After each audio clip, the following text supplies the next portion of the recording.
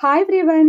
మీలో ఎంతమంది క్యారెట్ రసం ట్రై చేశారో కామెంట్ ద్వారా షేర్ చేయండి. ఇంతవరకు మీరు ట్రై చేయలేదంటే మాత్రం ఖచ్చితంగా ట్రై చేయండి.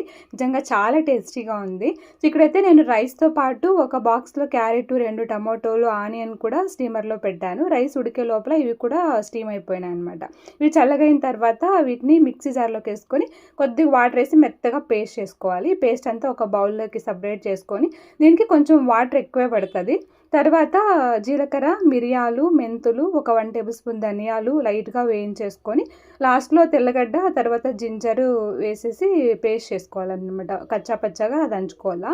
ఈ పౌడర్‌ని రసంలోకేసి మిక్స్ చేసి కొత్తిమీర, సాల్టు, కారం పొడి, కొంచెం చింతపండు రసము వేసేసి పోపేసుకోవాలా. పోపులోకి మాత్రం ఇంగు వేయాలన్నమాట రసంలోకి. చాలా బావుంటది. కాగుతా ఉంటే మంచి స్మెల్ వస్తది. వేడి వేడి అన్నంలోకి సూపర్‌గా ఉంటది. ఇంకా బీన్స్, ఆలు ఫ్రై కూడా చేసింటి కదా! ఇంకా మా హస్బెండ్ లంచ్‌లోకైతే ఇలా సర్వ్ చేసారు.